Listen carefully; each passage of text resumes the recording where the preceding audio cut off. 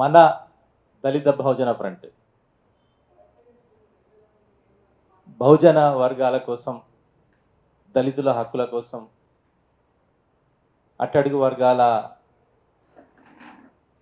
పిల్లల విద్యా సౌకర్యాల కోసం DBF అలుపెరగని కృషి చేస్తుంది. ఆ కృషి ఫలవంతం కావడానికి మనందరం కూడా సహకారం అందించాల్సిన అవసరం ఉంది. ఈ సందర్భంగా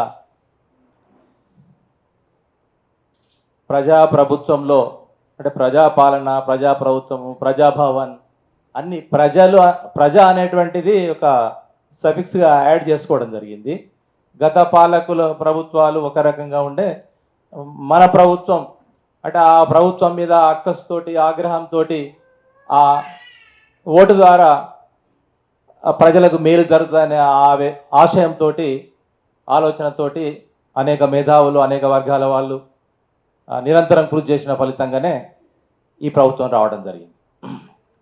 అయితే రాహుల్ గాంధీ గారు భారత్ జోడో యాత్ర సందర్భంగా అనేక వర్గాల ప్రజల్ని కలవడం జరిగింది. మనందరం కూడా అనేక ఆకాంక్షలతోటి ఏదో రాజ్యాంగాన్ని పట్టుకొని బయలుదేరాడు, జరుగుతుంది ఆశ అనేటువంటి దానితోటి మనందరం కూడా మన ఆశలన్నీ కూడా చెప్పుకోవడం జరిగింది. ఆకాంక్షలు తీరుస్తాం అధికారంలోకి వస్తాయని చెప్పడం జరిగింది. అందులో భాగంగానే ప్రభుత్వం ఏర్పడితే విద్యారంగానికి 15% నిధులు కేటాయిస్తామని చెప్పి హామీ ఇవ్వడం జరిగింది. ఈ హామీ ఇవ్వడమే కాకుండా మేనిఫెస్టోనే కాదు, ప్రభుత్వం వచ్చిన తర్వాత బడ్జెట్ ప్రవేశపెట్టడానికంటే ముందు ఒక కార్యక్రమం జరిగింది, ఒక సమావేశం జరిగింది. మన తెలంగాణలో ఉన్నటువంటి అత్యున్నతమైనటువంటి విద్యావేత్తలు, ఒక మేధావులు, వాళ్ళందరి చేత ఒక ఇంటర్నల్ మీటింగ్ అనేటువంటి చాలా కీలకమైనటువంటి సమావేశం జరిగింది. మరి ఇది మనం పెద్ద ఎత్తున హామీ ఇచ్చినాం కాబట్టి దీన్ని మీరు ఇది చేయాలి అని చెప్పి అలాంటి మీటింగ్కు శాంతాసీనా మేడ లాంటి వారు, హరగోపాల్ లాంటి వారు వీళ్ళందరూ కూడా వెళ్ళారు. అక్కడ కూడా ప్రభుత్వం ఏం చెప్పిందంటే 15% ఇస్తామని చెప్పారు. తీరా బడ్జెట్లో చూస్తే 7.3% కేటాయించడం అంటే ప్రజల ఆకాంక్షలను అక్కడనే తూట్లు పొడిచారు వాళ్ళు. కాబట్టి ఇవన్నీ కూడా మనము ఈ హామీలు, మేనిఫెస్టోలు అమలు కావాలంటే ప్రజా ఉద్యమం అనేటువంటిదే అమలు చేసుకోగలుగుతుంది. మనం ప్రేక్షక పాత్ర లాగా ఉంటే పాలక వర్గాలు వాళ్ళకు వేరే ప్రియారిటీస్ ఉంటాయి. ఇప్పుడు లక్ష్మణ గారు చెప్పినట్టుగా ring road, regional ring road, ఇలాంటి ప్రియారిటీస్ ఉంటాయి. అంటే బడ్జెట్ వెంకరెడ్డి సార్ చాలా సందర్భాల్లో చెప్తుండేది ఏంటంటే, రఘు ఇది బడ్జెట్ ప్రిపరేషన్ అనేది మనం మార్చిని అనుకుంటాము, ఇది ఆగస్టు, నవంబర్, డిసెంబర్ నుంచే స్టార్ట్ అవుతుంటుంది. పెద్ద పెద్ద పెట్టుబడిదారులు, వ్యాపారస్తులు వాళ్ళందరూ కూడా IAS ఆఫీసర్ దగ్గరికి, మంత్రుల దగ్గరికి వెళ్ళి వాళ్ళ యొక్క ప్రియారిటీస్ అన్ని కూడా చెవులో జోరీలాగా చెప్పి వాటిని బడ్జెట్లో పెట్టుకోవడానికి వాళ్ళ ప్రయత్నం చేస్తారు. మనమేమో చివరికి బడ్జెట్ ప్రవేశపెట్టేటువంటి సమయంలోనో లేదు పెట్టిన తర్వాతనో ఇక కూడా కూస్తాం మనం. ఇది అప్రమత్తంగా ఉండాల్సినటువంటి అవసరం ఉందనేటువంటి నేను ఒకటి చెప్పదలుచుకున్నాను. ఇంకొక విషయం ఏంటిదంటే, గత ప్రభుత్వానికి ఈ ప్రభుత్వానికి కొంత ప్రజల ఆకాంక్షలకు అనుగుణంగా జరుగుతున్నట్టుగా అనిపిస్తుంది, మళ్ళా కనుమరుగు అవుతున్నట్టు అనిపిస్తుంది ఆకాంక్షలన్నీ కూడా. ఎందుకంటే గతంలో SC/ST కమిషన్ ఎర్రల శ్రీనివాస్ గారి దగ్గర మేము చాలా సందర్భాల్లో బాల హక్కుల గురించి, అర్బన్ రెసిడెన్స్ స్కూల్లో జరుగుతున్న అవినీతి గురించి వెళ్ళాం. మేము ఎన్నిసార్లు వెళ్ళినా తీసుకున్నాడు కానీ ఏం చేయలేదు.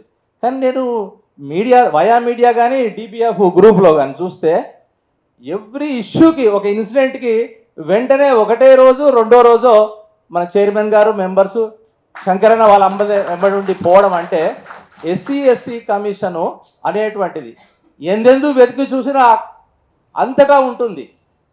ఇది ఒక గొప్ప మార్పు. ఇది అంటే ప్రజలకు సంబంధించిన కోణంలో అధికారం అనేటువంటిది ఉపయోగించుకోవడం అనేటువంటిది, ప్రజలకు మేలు చేయడం అనేటువంటిది అదొక గొప్ప ముందడుగా నేను భావిస్తున్నాను. ఆ రకంగా SC/ST కమిషన్ చైర్మన్ గారికి హృదయపూర్వక ధన్యవాదాలు తెలియజేస్తున్నాను. ఆ రకంగానే మహిళా కమిషన్, ఇంకా విద్యా కమిషన్ ఇవన్నీ ఉన్నాయి, పనిచేయాల్సిన అవసరం ఉంది. ప్రధానంగా ఏంటి అంటే, అసలు ఒక దేశం యొక్క, ఒక రాష్ట్రం యొక్క ప్రగతి అనేటువంటిది ఆ విద్యారంగం సంబంధించే ఉంటుంది. ఈ విద్యకు 15% నిధులు కేటాయించాలని మన అడగడం కాదు, ప్రభుత్వాలే చేయాలి. ఆ క్రెడిబిలిటీ, మా స్టేట్లో మేము ఇంత బడ్జెట్ ఇస్తున్నామని చెప్పి ఇంటర్నేషనల్ కూడా చెప్పుకోవచ్చు.